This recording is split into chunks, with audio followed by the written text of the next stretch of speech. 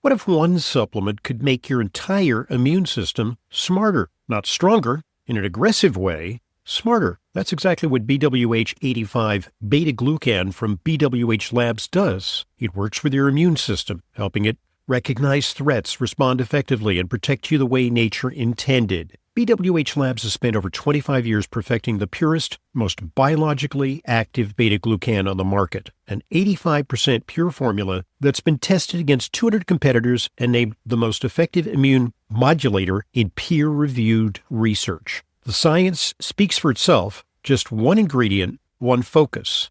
Unmatched results. Doctors and integrative health practitioners trust BWH 85 beta-glucan, and so do I. It's available in 100 milligrams for daily support or 500 milligrams for maximum immune defense. It's only available through health practitioners, but as an intelligent medicine listener, it's available to you through my full script dispensary. Just go to drhoffman.com/BWH for more information and to order. That's drhoffman.com/BWH. Because a smarter immune system starts with one smart choice.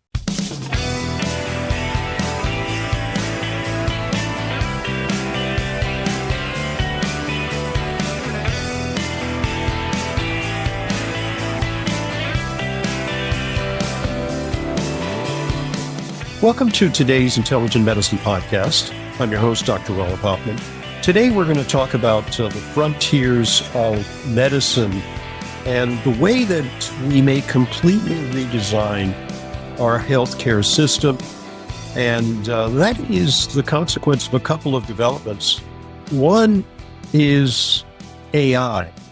AI is going to enable us to do incredible feats of calculation that go way beyond what the human brain can do. We'll be able to analyze data and come up with solutions to problems that heretofore were unimaginable.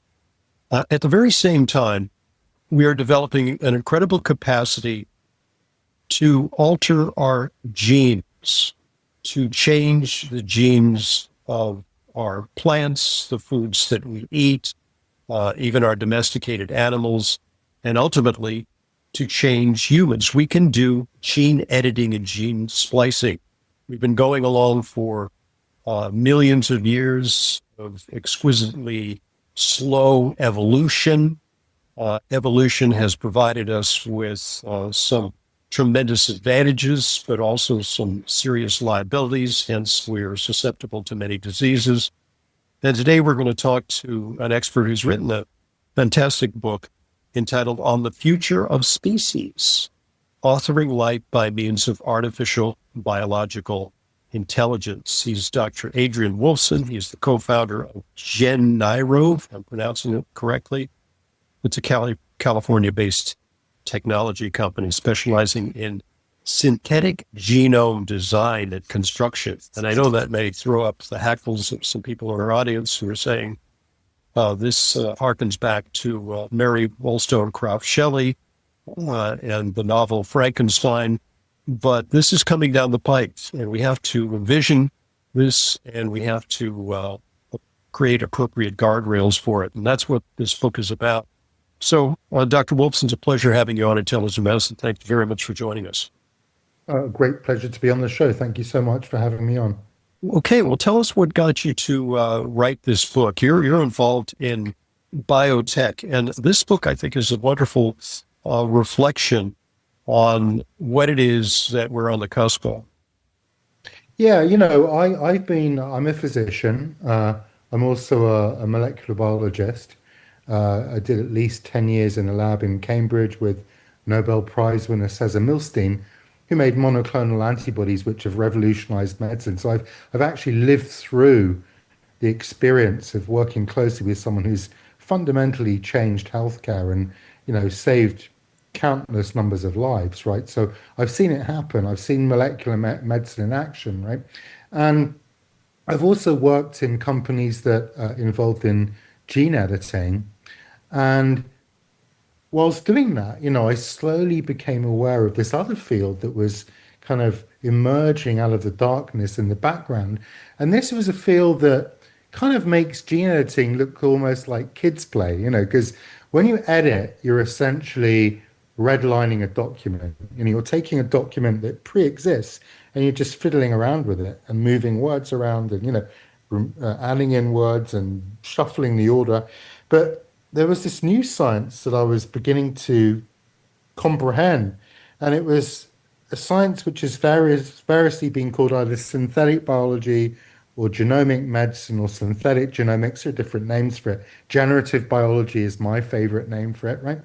And this is a science which goes way beyond gene editing and actually starts to anticipate actual authorship of life, So, like so taking a, what you're saying, in effect, is we can actually create organisms. First, very yeah, simple organisms, but eventually, yeah, this is a, that's right. That actually life can become something that you can design and create.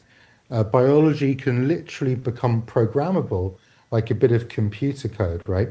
And I so you became can write aware. code. You can write genetic code, Yeah, in effect. that's right. Yeah. And I became aware of this, and this convergence of artificial intelligence, which is in the last couple of years showing us that the possibility of actually designing the code of life from scratch is a reality, right? And second, the ability to physically construct genomes, like you would construct a railway line, is becoming a reality, right? So you put those two things together, design and construction, and you have something really, really powerful. And so I just felt that, hey, I wanted to cool the moment before anybody else did. And I wanted to say to the world, hey, this is kind of interesting, it's fascinating, it's important, it's also kind of scary, right? Yeah. And I want all of those facets of this technology to be given the time of day so that people, the general public, specialists, whoever, is engaged with life itself, can actually be aware of this and participate in the debate and actually engage with this because you can't ignore it, right? In the same way you can't ignore AI, you can't ignore robotics, you can't ignore quantum computing, right? You can't ignore transistors or computers, or you can't ignore the internet, right? These technologies have all become of existential importance and fundamental parts of the furniture of our day-to-day life. And my argument in my book is that this new science of generative biology is going to become part of that intellectual furniture, but also part of the practical furniture of our everyday life, right? So we need to know about that. And then we need to begin to think, how can we use that technology in a way that's safe, ethical, responsible, and has general utility for humankind and benefit society in general, whilst also creating the appropriate kind of regulatory structures, governmental organizations, general governance, and guardrails to make sure that it's used wisely. So Indeed, that's and what my and book's that's about. that's really the controversy, because I think there are a lot of people who are pushing back on headlong adoption of some of these techniques. Oh, let me tell you something. I was reading the other day about Victorian England, Industrial Revolution, right? And when they first started making the first spinning machines Well, for this is the spinning jenny. Luddites, literally the Yeah, that's Luddites. right. Yeah. Yeah. And, They people smashed the used to, machines. they smashed the machines, right? Because, and maybe in a way, I understand why they did that, right? Because in a way, they kind of anticipated where we are today, right?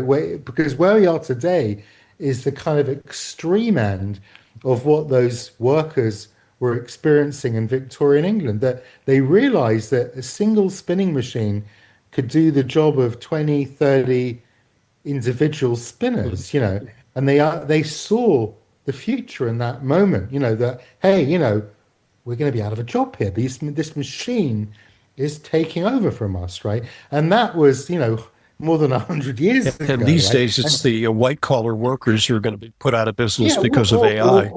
or it's the black taxi, the black taxi drivers in London, the black cabs who, you know trained, learnt the knowledge of London, spent 4 years learning every road, and then came along Uber. And now the Uber guys are being Exactly. put out of business by the automated cars in the same way that the guys who ran operated the horse and carts, the hansom cabs in London and in New York were put out of business by the Ford motor car, right?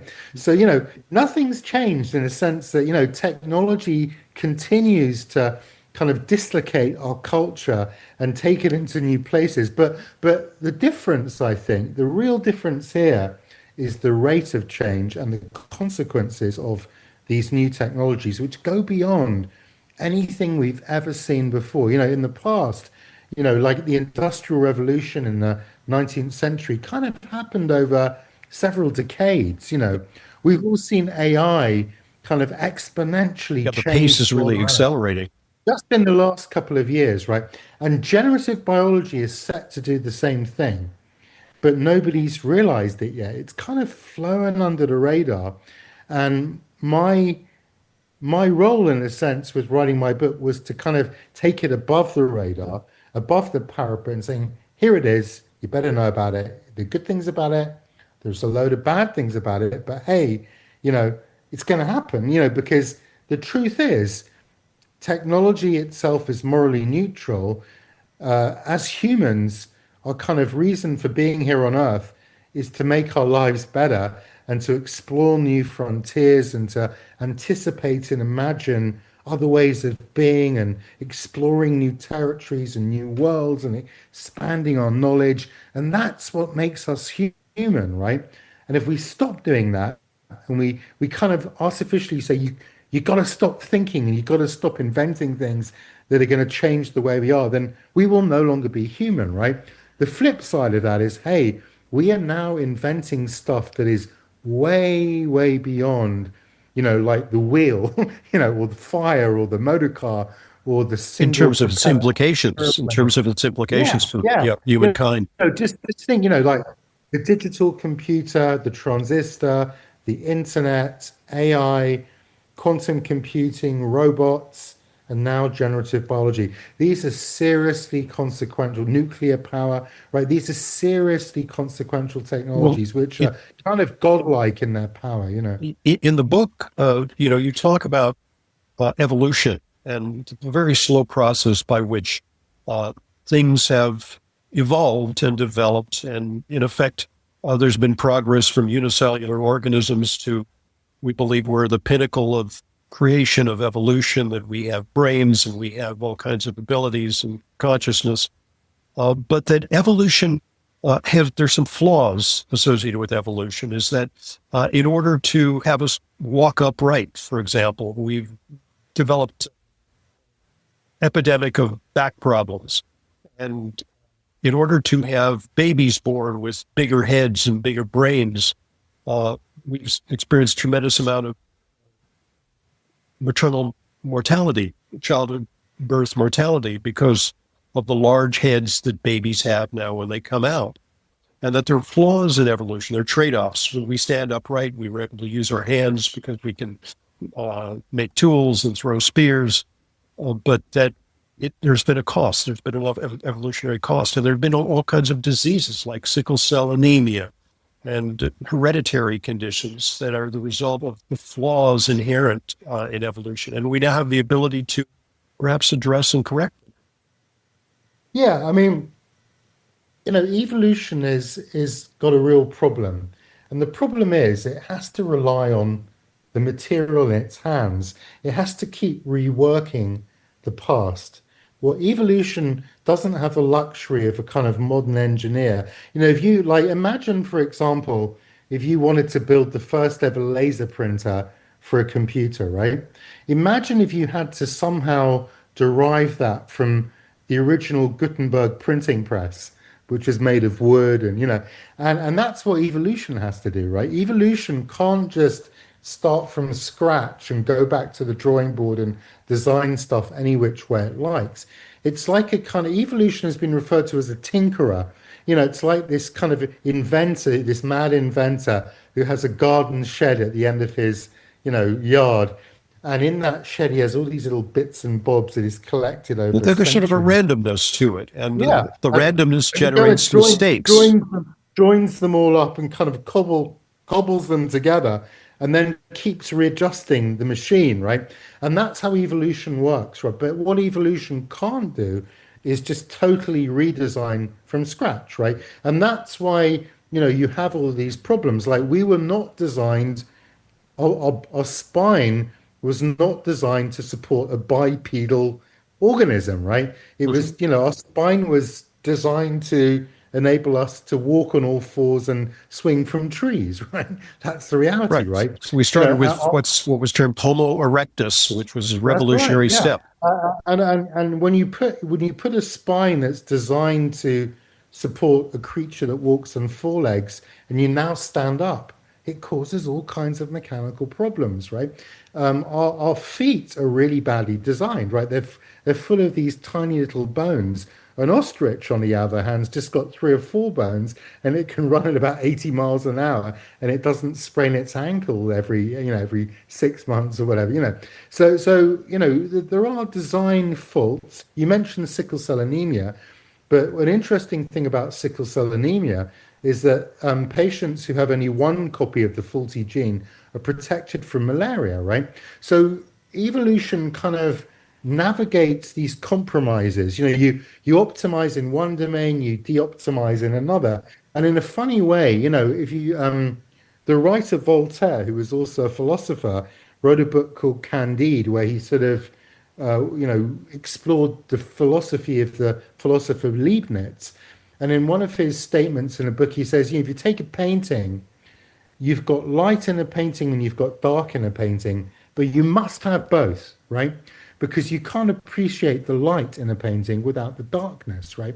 And I think human nature is a bit like that, right? That you can't just get rid of all the bad stuff. You can't get rid of greed and avarice and jealousy and ambition, because ambition also has a good side. And jealousy can help, make us do good things. And so we're this complex paradoxical structure of good and bad, and that also means that we're protected from malaria, but some of us get sickle cell disease if we get two copies of that gene, right? So somehow evolution has had to kind of balance up all of these things and kind of connect that with the environment and make sure that we're optimal for a particular environment. Now, the way I see generative biology, on the other hand, so evolution is nature's way of exploring this possibility space, that there are all these ways that organisms could be, right?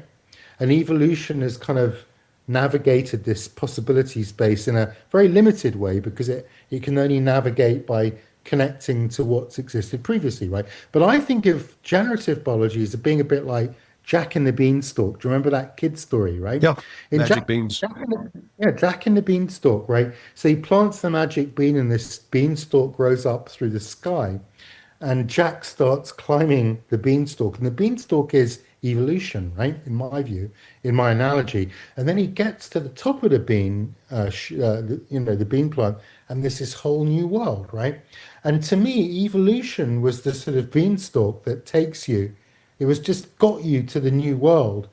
But once you're in the new world, you don't need the, well, unless you want to come down again, right? But you don't actually need the beanstalk anymore, because it kind of got you to the next level, Well, right? for some And people, that's a scary prospect because, in effect, we're talking about issues that sound like transhumanism, that we can actually yeah, well, engineer people and yeah, perhaps, well, engineer out the bad traits, which yeah, ultimately yeah. are part of the human Let, experience. let's break this down into categories, and then we can address that category. And I should say straight away that I feel very strongly that we should not try to interfere with human nature, other than to get rid of diseases and hopefully to increase healthy longevity. I am not a proponent of trying to change human nature, right? However, Not it is not to my bioengineer out shyness or uh, absolutely not, absolutely depression not. or some of these traits that Absolutely. maybe Well, just part of our well, complex. well. Here's the thing. Depression is a more complex one, right? Because some people kill themselves, right? So I think depression at a certain point becomes a disease, right? It Yep. becomes a disease Clearly. when it interferes with people's day-to-day life, or it interferes with the way they interact with other people, or it leads them to want to kill themselves, right? So I think all of us would agree that there's a certain on a continuum, right, of a mood continuum. We kind of feel down, we feel a bit low, we feel a bit depressed when our pet dog gets run over or a parent dies or whatever, right? And that's just normal emotions in my view.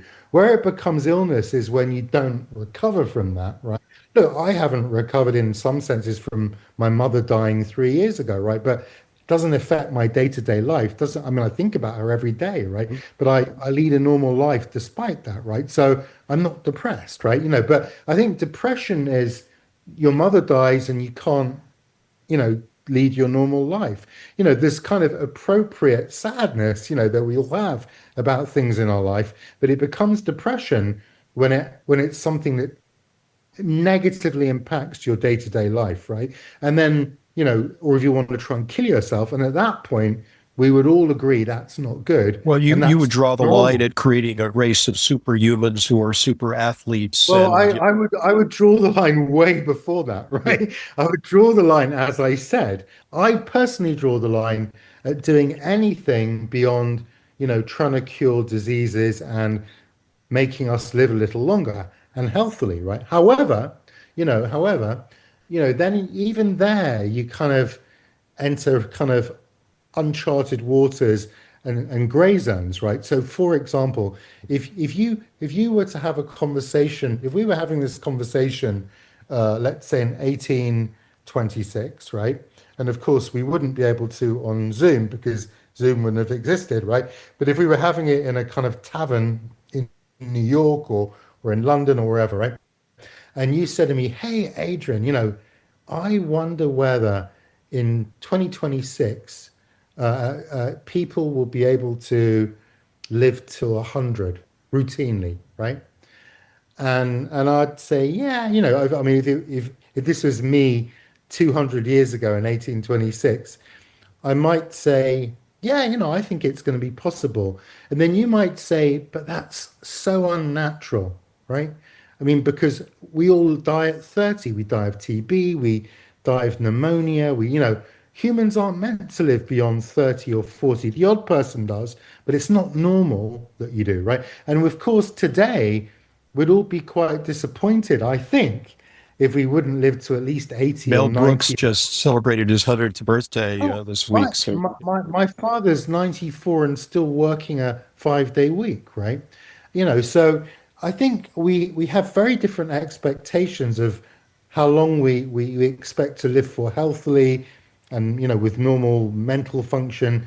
And so but what I'm longevity saying could is, could potentially be a target of genetic engineering. yeah, but just to finish what I was saying, right? Sure. So 200 years ago, you would say to me, human nature does not really encompass living to 100, right? That is not natural, whatever natural is, right? Now, today, if I said to you, hey, I reckon that in another 30 years, people will live to 200, right? Now, is that any, and you would say to me, that's crazy, right? Now, is that really any different? Because if we're living to 100 today and we're doubling it to 200, is that different to you 200 years ago in the tavern in New York saying, wow, living till 60 or 70 or 100, doubling it from there, that's unnatural, right? So who are we really to say that living to 200 is unnatural? It's unnatural to us because we're not used to it, right? But then you get into these really interesting kind of areas like what is natural? What is human nature other than what history has made it, right? And so I think you have to take a step back, right, and actually really think about this. And and then in extremis, I mean, what if I could give you a pill that could make you live to what, 1,000, right? Would you really want to live to 1,000 Thought healthily? experiment. Yeah. Well, but would you? I mean, I would. My instinctive reaction would be no, right? So then you say, well, would you want to live to 500? Probably not. 200? Probably not. 150. Well, if I was healthy, maybe. But but then what if all my friends had died and my mother, my parents had died and everybody I loved had died? So these are difficult questions. But what I'm trying to tell you is that, ultimately death is the most serious disease of all, right? So if you're a physician and you're trying to, get rid of illness, ultimately you get to the problem of dying, right? So we have to think about these things, right? But so even in my kind of more minimalistic approach to generative biology, I think one encounters problems. Look at deafness, right? So if you and I would say deafness is an illness, right? Because we can hear. You go speak to people in the deaf community, a lot of them will say we don't want our kids to be cured of deafness because they don't have an illness. Right. Deafness is a Yeah, there's a thing, lot of controversy about that. yeah, it's a part of their culture. There's deaf literature, there's deaf. So it's to some extent now. If you lived in an authoritarian society, North Korea, Russia, or and you were able to rewrite human nature, you might decide that free will is a disease, right? Because you don't want people having opinions, right? How inconvenient is that? Because then you have to have elections and people have to vote and they might vote you out. So why don't we get rid of this terrible scourge that's afflicted humanity since its inception called free will? Terrible thing. Let's get That's rid of why it. we have to put some real serious guardrails Yeah, yeah. around this So technology. yeah. Okay, folks, at this point, let's pause and allow one of our sponsors an opportunity to share an important message with you. So here goes. Listen up. What if one supplement could make your entire immune system smarter, not stronger, in an aggressive way, smarter? That's exactly what BWH 85 beta glucan from BWH Labs does. It works with your immune system, helping it recognize threats, respond effectively, and protect you the way nature intended. BWH Labs has spent over 25 years perfecting the purest, most biologically active beta-glucan on the market, an 85% pure formula that's been tested against 200 competitors and named the most effective immune modulator in peer-reviewed research. The science speaks for itself, just one ingredient, one focus. Unmatched results. Doctors and integrative health practitioners trust BWH 85 beta-glucan, and so do I. It's available in 100 milligrams for daily support or 500 milligrams for maximum immune defense. It's only available through health practitioners, but as an intelligent medicine listener, it's available to you through my full script dispensary. Just go to drhoffman.com/BWH for more information and to order. That's drhoffman.com/BWH. Because a smarter immune system starts with one smart choice. Has your digestive health been striking out due to poor food choices, medications, stress, and other lifestyle issues? This season, hit a home run for your digestive health with Dr. Ohhira's Probiotics. Dr. Ohhira's Probiotics is a live probiotic encapsulated in small, easy-to-swallow capsules that delivers Dr. Ohhira's signature blend of pre, pro, and postbiotics. Dr. Ohhira's award-winning formula contains a prebiotic blend of fruits and vegetables, which are naturally fermented with 13 strains of live probiotic bacteria for a minimum of 3 years. The result? Dr. Ohhira's game-changing postbiotic metabolites, which are key to supporting long-term digestive, immune, and cognitive function. Dr. Ohhira's Probiotics, an all-star formulation and the best probiotic on the market today for overall digestive health and wellness. Dr. Ohhira's Probiotics, available at Sprouts, Natural Grocers, and other natural health retailers nationwide. Thanks for listening. Thanks for supporting our sponsors. They are what make intelligent medicine a continuing free experience for you. And now back to today's guest, Dr. Adrian Wolfson. So what I'm saying is, eventually, so we're talking about healthcare now, right? That's one usage, and now I'd like to move on to some other topics, right? But so what I'm saying is that once we eventually master the language of biology, these are very real questions. And what if, for example, that I said, look, I could get you to live to 200, but much in the way that with sickle cell disease, to get you the malarial protection, some people have to get sickle cell disease. What if to get you to 200, you had to give up something, right? You lost your irrationality, which is one of the things, by the way, that makes makes you human, right? Or what if to get you to 200, you got rid of compassion, for example, because you can't disconnect compassion from longevity because they're kind of Right. inevitably, I'm not There are saying they are, off-target effects of some of these that's what genes. I'm saying. Sometimes That's what I'm saying. so sometimes what seems to be a fix could Yeah. have what's called a And pleiotropic effect, which And is like that's right, elsewhere. and that's why I mentioned Voltaire, Candide, and Leibniz, the dark and the light, right?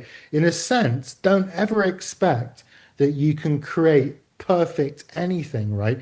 And why do you want to anyway? Why should you aspire to this idea of perfection? Because the only reason we're human is because we're imperfect, because we're paradoxical, because we're irrational, because we do stupid things, right?